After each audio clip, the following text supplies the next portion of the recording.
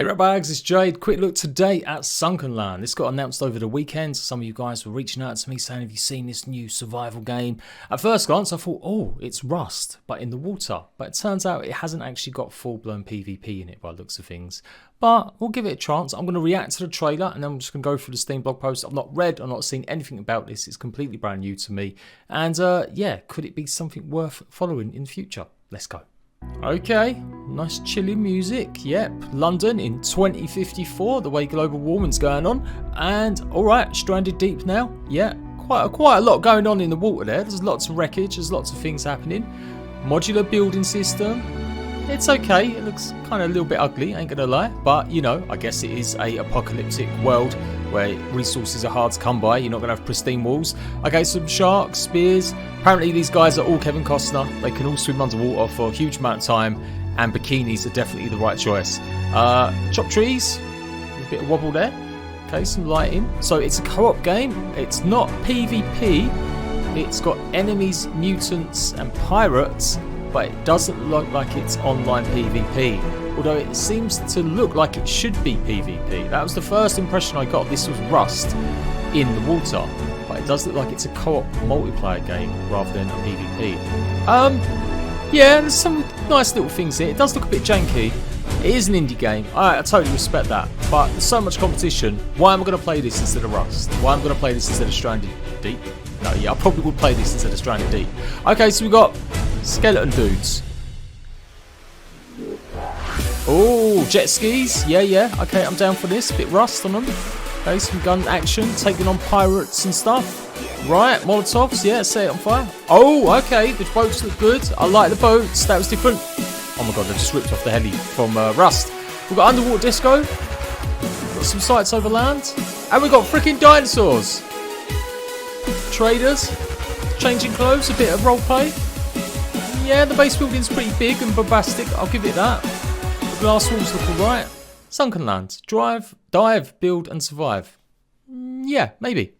So no release date as of yet, other than what the usual rubbish is. Oh, 2023 maybe. And then it turns out it'll actually be like 2 years' time. I do think it's going to be in early access a year.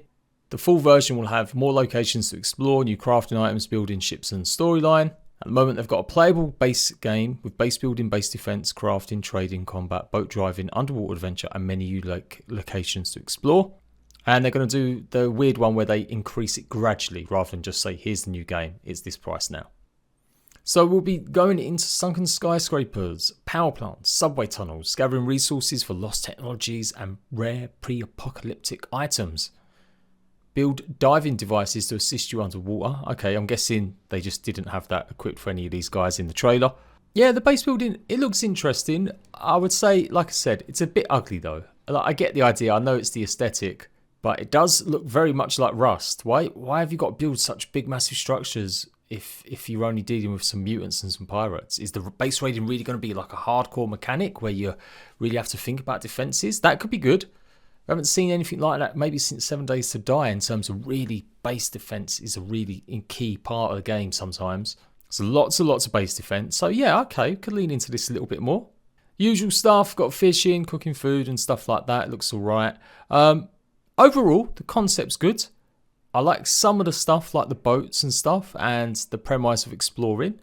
I kind of am wondering why it's not a PvP game. Like, it seems like it would be a great selling point to have this as a full-blown multiplayer PvP send game. And I'm not someone that thinks every game has to have PvP, but in this one instance, I think this game should probably have PvP. But we'll have to see when it happens. They've not really listed like how many players will be into it, just online co-op. It looks like there's at least 4 players on the screen at any one time there.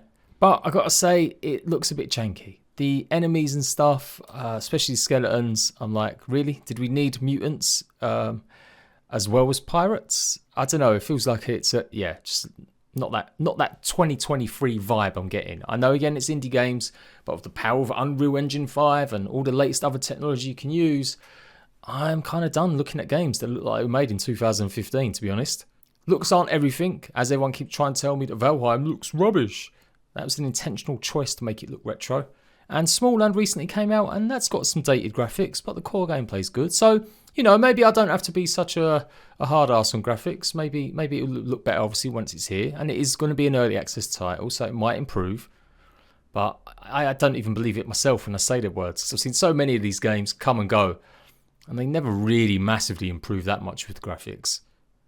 The only one exception to that is something like Rust, which had millions and millions of pounds to spend on that kind of stuff. Anyway, trading, yeah, could be interesting as well. Yeah, overall, a good concept. I like the idea of it. I don't think it will really appeal to a bunch of people though, unless it does have some proper PvP added to it. And it just seems like there's quite a lot of vagueness. It's brand new, I guess. It's just been announced. So maybe they're going to be improving and doing a lot more over the coming months, I'm sure. But there we go. That was my reaction and impressions of SUNKENLAND. We'll take a revisit and a look at it once we get maybe a release date info or something like that. Let me know though, if you like the look of this, maybe I can cover it a bit more. But to be honest, I'm kind of done covering games unless I've got actual release dates or it's the brand new announcement. So many times I've spent so much of my effort looking at games in development and stuff, and they just take too long to release. So nowadays I need proper gameplay, proper release date, or the actual first reveal, and that's it. I'm not really going to be doing much more than that.